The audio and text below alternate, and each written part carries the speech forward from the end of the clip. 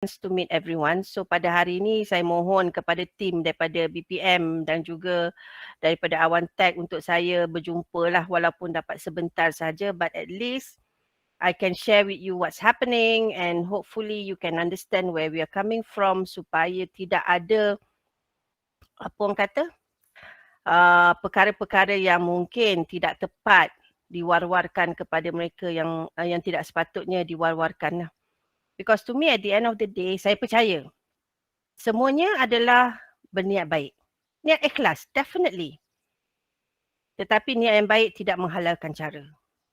Yeah, so one of the things to ensure is that for you to be shared with the right information of what it is tentang GCSE inilah. So, seperti yang kita sedia maklum, objektif utama bengkel ini adalah untuk memberikan penerangan mengenai fungsi baru yang terdapat di dalam G Suite Enterprise for Education.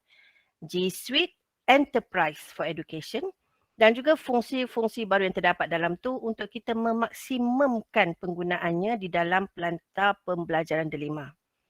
So, the keyword here adalah GCSE, Google Suite Enterprise for Education, which is not what it was before this, dan juga fungsi-fungsi baru yang terdapat di dalamnya. Untuk makluman semua, bila kita nak buat pelaksanaan untuk memilih jenis apa yang kita ingin laksanakan untuk sekolah, kita lihat kepada dari segi penggunaan yang ada di dalam delima. Ya?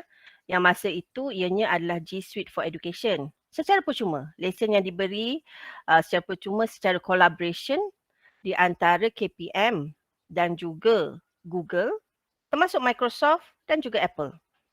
Now, berdasarkan yang itu, kita tengok tempoh daripada 1 Julai 2019 hingga 1 November 2020, kita dapati bahawa 98.56% pengguna di dalam delima, ya, yang merangkumi lebih kurang 3.7 million, menggunakan G Suite for Education.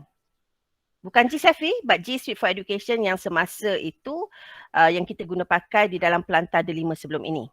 Ya? Berbanding dengan yang selainnya lah. Selebihnya adalah daripada Microsoft dan juga Apple. So we can see that the majority of the users are using Google Suite for Education bagi mereka melaksanakan pembelajaran melalui delima. Pembelajaran dan juga pengajaran.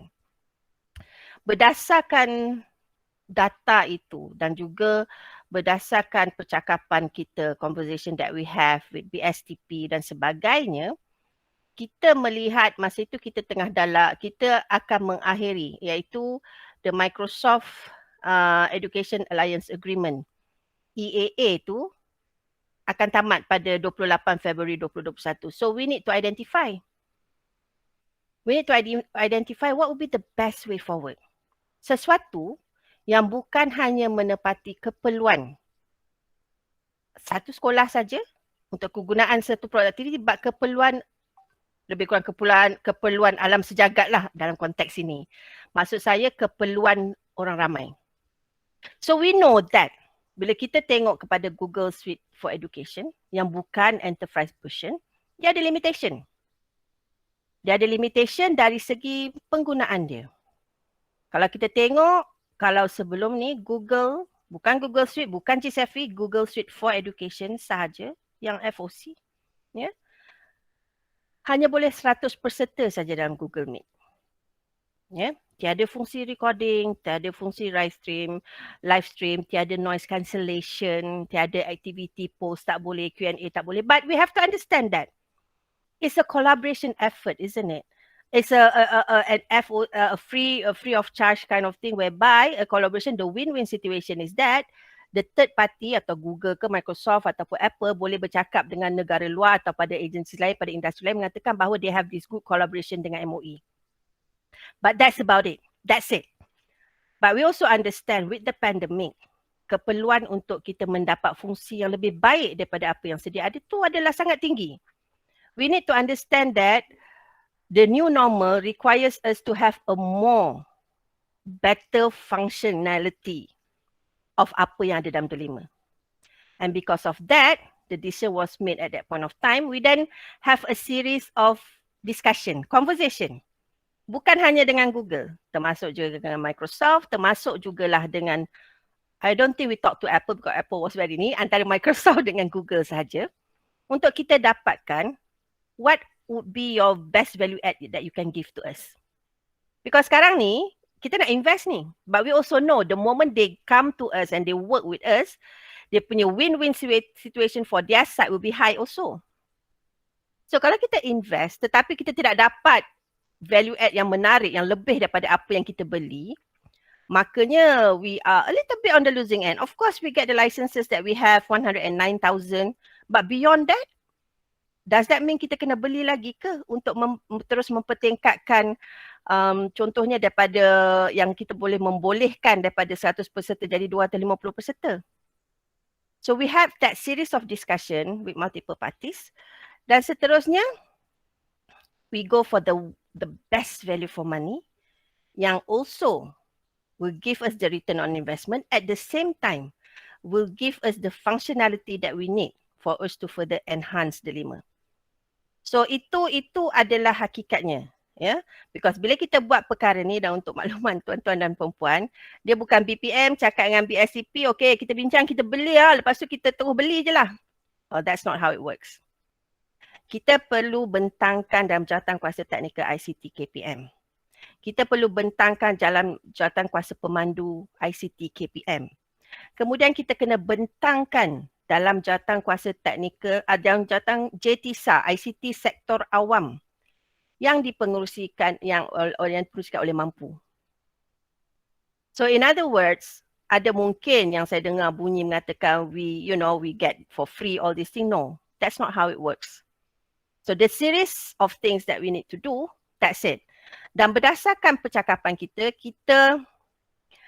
the discussion, bila kita nampak discussion mana yang will be berdasarkan apa yang mampu kita, berdasarkan duit yang ada untuk kita ni, kita dapati bahawa dan juga berdasarkan kepada tahap penggunaan yang sangat tinggi, then we go for Google. Tetapi kita tak stop dengan hanya menggantikan lesen Microsoft Education Alliance Agreement yang telah tamat tu. Because we need to look beyond that. Ya. Jadi kerana itu kita berbincang dan kita negotiate, again another series of negotiation, yang mana telah diberikan beberapa value add. Which sometimes does not make sense lah. Macam mana beli 109,000 lesen dapat 4.5 juta upgrade kepada semua ni. But then again, we must understand the win-win situation for both parties. To us, bila kita cakap 4.5 million upgrades ni, the value add because kalau kita tak beli the 109k, we are not going to get the 4.5 million upgrade. For all you know, we need to buy for the 4.5 million upgrade.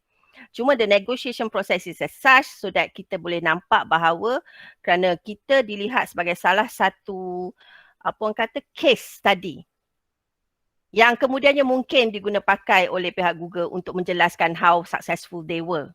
It does not matter to me. The point is, to us, apa yang kita perlukan untuk pengajaran dan pembelajaran kita dapat disediakan. But again, that does not mean they will stop here. Katalah cikgu, guru-guru semua guna ni, and then you realize that, we need more. It's okay, tell us. And we will see how we can move forward from there. Kerana di antara perkara yang dapat untuk yang sebelum dan selepas kontrak ni, we have the recording, live stream. It's only limited kepada the content manager, but remember live streams up to 100,000 penonton ni, we are talking about bandwidth ya. So kalau kita bagi semua orang guna, bandwidth kat sekolah tu Allahu Akbar. Buat setakat ni memang tak boleh lah ya. Itu saya tak payah cerita lah. That is another conversation we can have bila kita sampai kepada part itu nanti. So, and it has to be controlled. Because live stream ni menggambarkan image. Apa-apa yang dilaksanakan menggambarkan image sekolah, menggambarkan image PPD, menggambarkan image JPN dan menggambarkan image KPM. So it has to be controlled. Ya. Dan fungsi yang baru di WGCFE yang ada seperti breakout rooms, polls. Benda yang tak ada sebelum ni. Sebelum ni kalau nak buat polls ke, Q&A ke atau polls especially kena guna Kahoot contohnya untuk quizzes dan sebagainya. Maybe this is something that you can explore. Everything is in Delima. And you know why you need to use the thing in Delima? Kerana kalau misalnya tools dan juga apps tu ada dalam Delima, dalam Google GCSE yang kita sediakan, gunalah. Because untuk murid-murid, especially for BIP40 yang kita bagi cerdik tu ya, yang kita bagi pelan data tu, ada setengah, not all, tak silap saya Maxis kot. Maxis dengan iPad dia whitelist Delima. Dan kita nak usahakan untuk whitelist Delima jugalah. So bila whitelist Delima, bila masuk Delima, maknanya dia tak kena pelan data. Pelan data dia tak digunakan. Tetapi kalaulah katalah guru-guru gunakan Kahoot katakan, sedangkan contoh ini contoh ya, tidak berkait dengan hidup mati, contoh katalah dalam Google GCSE yang kita sediakan ada something similar like Kahoot, tapi you still guna Kahoot. So what will happen is bila student ni keluar, because they still need to do right, because kita minta dia guna, dia akan eat up dia punya data plan. Yeah, so these are the kind of things that you need to give due consideration. I can understand if the function is not in Delima. Fine.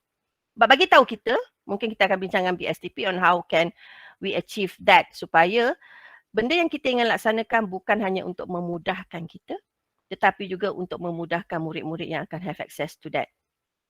So just to share a bit fungsi-fungsi yang ada dalam GCSE ni, selain daripada ni, dia ada that originality report. I don't know, I think most probably you guys are going to talk about this. Tetapi on top of that, selain daripada tu, kita ada this mobile device management yang datang bersama MDM. Mobile device management ni kita letak dalam semua peranti cerdik. Kata peranti cerdik yang 150,000. Dan katalah selepas ini, kita sedang cuba mengusahakan to get funding untuk peranti bagi murid-murid lain, B40 yang lain. So kalau dapat kita akan masukkan itu. What that means is, we are able to track and monitor penggunaan peranti yang diberikan oleh kita kepada murid. Ya, kerana seperti peranti yang diberikan kepada pegawai awam, it should be used for what it's supposed to be used. And kalau ada masalah, we can also get and understand what's happening. But what is also important is, kalau kita tak ada dapat this contract yang kita laksanakan and we did not get the MDM, we need to buy the MDM separately. Which means we are talking about investment setiap tahun yang mungkin memakan berpuluh juta juga. Yeah. So these are some of the things yang ada, yang mana ia ada manfaat kepada guru, kepada murid dan juga kepada administrator di KPM.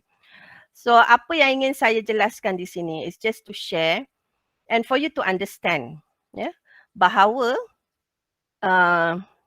apabila kita melaksanakan perolehan perbezaan ni dia ada beza dia.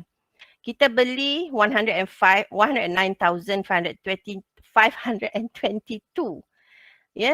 lesen Google Suite Enterprise for Education.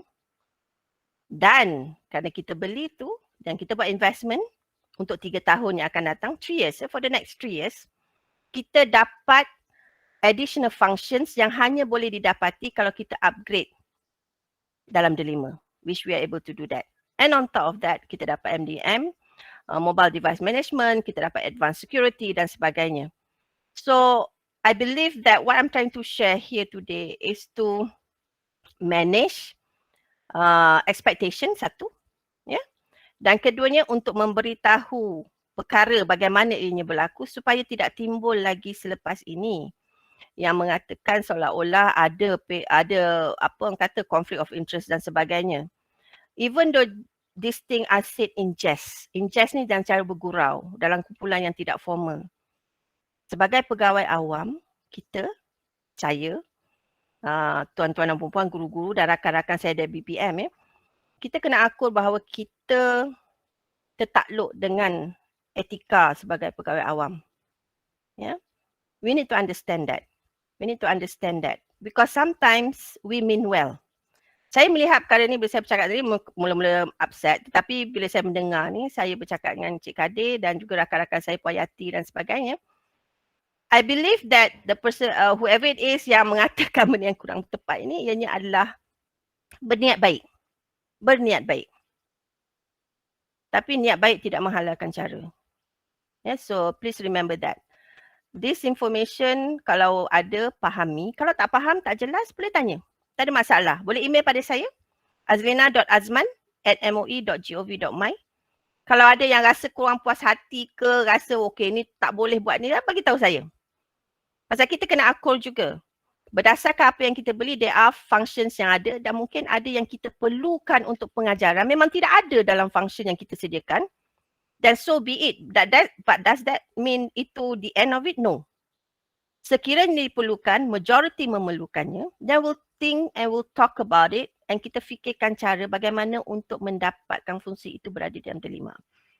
And this is something yang conversation yang sentiasa kita adakan bersama dengan BSTP. BPM hanyalah sekadar melihat pada infrastruktur dan infrastruktur dan menyediakan kemudahan-kemudahan yang dapat yang menjadi pemangkin, menjadi pemangkin kepada pengajaran dan pembelajaran.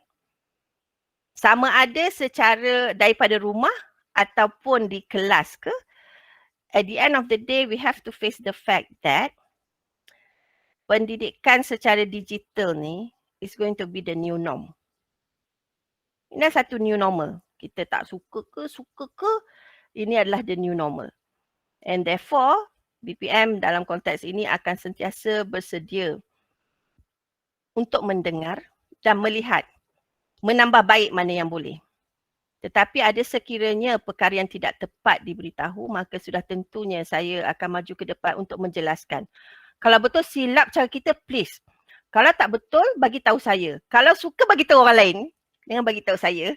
Because to me, at the end of the day, what will make me feel happy is that you as the teachers, guru-guru ni gembira dapat melaksanakan ni. Tapi kemungkinan guru-guru yang ini akan bertanya saya, Puan, okey ni. Tapi network, Puan, network. Untuk makluman, network pun sedang dalam tindakan kita dah sampai ke pejabat YBMK. Let's hope for the best. Let's pray for the best. But meanwhile, sekiranya ada apa-apa yang memerlukan bantuan kita, so I hope you could come to us. So tuan-tuan dan perempuan, lama dah saya cakap ni. Sepatutnya 10 minit je. So saya berharap agar tuan-tuan dan perempuan, saya kena baca talking points yang disediakan untuk saya. Nanti dia merajuk, dia tak nak sediakan untuk saya lagi. So saya baca para yang terakhir ini. So tuan-tuan dan perempuan, that's the sharing that I want to share with you so that you can understand where we are coming from, so you boleh faham apa konteks yang kita laksanakan perkara ini. Dan saya juga berharap bahawa guru-guru yang hadir, tuan-tuan dan perempuan jurulatih utama GCSE dapat mempelajari dan menggunakan fungsi-fungsi yang terdapat dalam GCSE sepenuhnya. Supaya memang kita inginkan pelaburan yang kita peruntukkan tu dapat kita capai, tetapi yang utama adalah kita nak pastikan ia dapat memanfaatkan tuan-tuan dan perempuan. Dan bila dapat memanfaatkan tuan-tuan dan perempuan, maka secara tidak langsung ianya akan memanfaatkan murid-murid generasi anak-anak kita yang akan datang ini. Sekian, wabillahi taufiq wa hidayah. Wassalamualaikum warahmatullahi wabarakatuh.